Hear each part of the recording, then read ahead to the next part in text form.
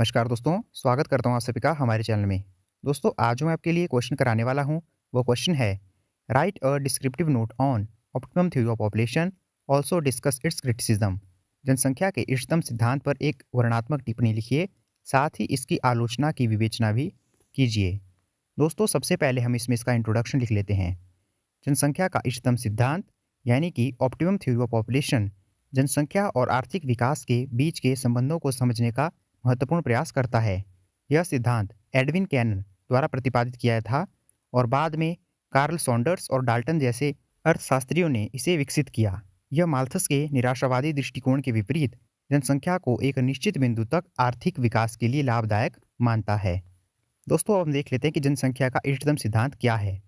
इष्टतम सिद्धांत के अनुसार किसी देश के पास एक इष्टतम जनसंख्या अर्थात ऑप्टिमम पॉपुलेशन का स्तर होता है।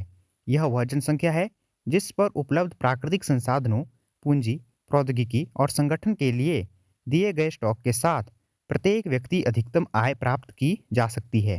दोस्तों, इष्टतम जनसंख्या होती है एक ऐसी जनसंख्या जिस पर जो हमारे पास उपलब्ध प्राकृतिक संसाधन है, पूंजी है, प्रौद्योगिकी है, हम उन सभी का सबसे बेहतर उपयोग कर सकते हैं और जो व्यक्ति है उसकी प्रति व्यक्ति आय अधिकतम की जा सकती है। अब हम इस सिद्धांत के मुख्य बिंदु देख लेते हैं। तो इसमें सबसे पहला जो इसका बिंदु है वह है संसाधन और प्रौद्योगिकी का निश्चित स्तर। यह सिद्धांत मानता है कि किसी निश्चित समय में किसी देश के पास उपलब्ध प्राकृतिक संसाधनों, पूंजी स्टॉक और तकनीकी ज्ञान का एक निश्चित स्तर होता है।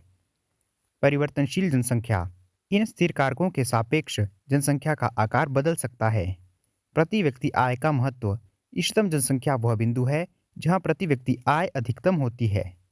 अल्प जनसंख्या मीन्स अंडर पॉपुलेशन, यदि किसी देश की जनसंख्या इष्टतम स्तर से नीचे है तो इसे अल्प जनसंख्या वाला देश कहा जाता है। इस स्थिति में संसाधनों का पूर्ण रूप से उपयोग नहीं हो पाता है, श्रम की कमी होती है और उत्पादन का पैमाना इष्टतम नहीं होता, जिसके परिणाम स्वरूप प्रति व्यक्ति आय कम होती है। जनसंख्या में वृद्धि से प्रति व्यक्ति आय बढ़ती है क्योंकि संसाधनों का बेहतर उपयोग होता है और पैमाने की बचत प्राप्त होती है। अगला है अति जनसंख्या मीन्स ओवर पॉपुलेशन। यदि किसी देश की जनसंख्या इष्टतम स्तर से अधिक है तो उसे अति जनसंख्या वाला देश कहा जाता है। इस स्थिति में संसाधनों पर दबाव बढ़ जाता है, ह्रासमान प्रतिफल का नियम लागू होता है, बेरोजगारी बढ़ती है और प्रति व्यक्ति आय घटने लगती है। जनसंख्या में कमी से प्रति व्यक्ति आय बढ़ सकती है। अगला पॉइंट है गतिशील अवधारणा। इष्टतम जनसंख्या एक स्थिर अवधारणा नहीं है, यह तकनीकी प्रगति, प्राकृतिक संसाधनों की खोज, पूंजी निर्माण में वृद्धि या शिक्षा और स्वास्थ्य के स्तर में सुधार जैसे कारकों के साथ बदल सकती है।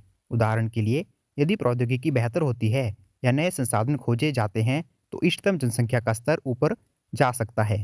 तो दोस्तों, इष्टतम जनसंख्या सिद्धांत का मानना है कि जो इष्टतम जनसंख्या का बिंदु होगा उसमें परिवर्तन देखने को मिल सकता है, क्योंकि भविष्य में हो सकता है कि नई तकनीक आ जाए या नए संसाधन खोजे जा सकें। तो उस समय जो इष्टतम जनसंख्या का स्तर है वह ऊपर जा सकता है, अर्थात यह एक गतिशील अवधारणा है। संक्षेप में, इष्टतम जनसंख्या वह सही संख्या है जहां लोगों की जीवन गुणवत्ता सबसे अधिक होती है और वे सबसे अधिक आर्थिक रूप से उत्पादक होते हैं। दोस्तों, अब हम देख लेते हैं जनसंख्या के इष्टतम सिद्धांत की आलोचनाएं। तो जो इसकी पहली आलोचना है वह है इष्टतम को परिभाषित करना कठिन। ऑप्टिमम पॉइंट है उसको परिभाषित करना मुश्किल है। सिद्धांत की सबसे बड़ी आलोचना यह है कि इष्टतम जनसंख्या के सटीक बिंदु को निर्धारित करना बहुत मुश्किल है। प्रति व्यक्ति अधिकतम आय को मापने के लिए आवश्यक सभी कारक जैसे कि संसाधन, प्रौद्योगिकी, सामाजिक आर्थिक कारक को मात्रात्मक रूप से निर्धारित करना जटिल है। अगला पॉइंट है गतिशील प्रकृति। जैसा कि सिद्धांत खुद स्वीकार करता है, इष्टतम जनसंख्या एक स्थिर अवधारणा नहीं है। तकनीकी प्रगति, पूंजी निर्माण, संसाधनों की खोज और आर्थिक संरचना में परिवर्तन के साथ यह लगातार बदलती रहती है। इस गतिशील प्रकृति के कारण किसी भी समय इष्टतम बिंदु का सटीक आकलन करना लगभग असंभव हो जाता है।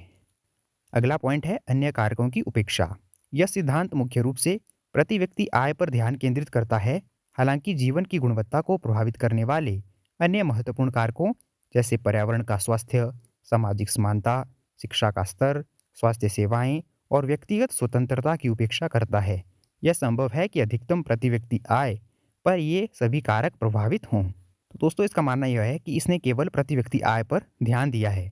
इसका मानना है कि प्रति व्यक्ति आय अगर अधिक होगी तो व्यक्ति खुश होगा, लेकिन इसने अन्य कारकों की उपेक्षा की है जैसे कि जो पर्यावरण का स्वास्थ्य कैसा है, सामाजिक समानता है क्या समाज में, शिक्षा का स्तर कैसा है, स्वास्थ्य सेवाएं कैसी है, इन सभी कारकों को इसमें उपेक्षित किया गया है। अगला पॉइंट है वितरण की समस्या। सिद्धांत प्रति व्यक्ति आय के वितरण की समस्या को संबोधित नहीं करता है। एक उच्च औसत प्रति व्यक्ति आय हो सकती है, लेकिन यदि आय का वितरण अत्यधिक असमान है तो जनसंख्या की एक बड़ी संख्या अभी भी गरीबी में जी सकती है। सिद्धांत इस बात पर ध्यान नहीं देता है कि क्या इष्टतम जनसंख्या पर भी गरीबी और असमानता मौजूद हो सकती है। अगला पॉइंट है व्यवहारिक अनुप्रयोग की कमी। नीति निर्माताओं के लिए इस सिद्धांत को व्यवहार में लाना मुश्किल है। यह जानना असंभव है कि क्या हम इष्टतम बिंदु पर हैं, उससे कम हैं या उससे अधिक हो गए हैं। इसलिए जनसंख्या नीतियों को तैयार करने के लिए यह एक स्पष्ट दिशा निर्देश प्रदान नहीं करता है। दोस्तों, अब हम इसमें इसका निष्कर्ष लिख लेते हैं। इष्टतम जनसंख्या का सिद्धांत एक मूल्यवान विश्लेषणात्मक उपकरण बना हुआ है। इसने इस बहस को आगे बढ़ाया है कि जनसंख्या का आकार केवल संख्या नहीं है, बल्कि इसका गुणवत्ता, जीवन स्तर और आर्थिक कल्याण पर भी गहरा प्रभाव पड़ता है। यह माल्थस के विपरीत यह आशा भी जगाता है कि जनसंख्या का एक सही स्तर हो सकता है जो अधिकतम कल्याण को बढ़ावा दे सकता है। तो दोस्तों, यह था हमारा आज का टॉपिक, जनसंख्या का इष्टतम सिद्धांत और उसकी आलोचनाएं। दोस्तों, उम्मीद करता हूँ कि आपको आज का टॉपिक आसानी से समझ आ गया होगा।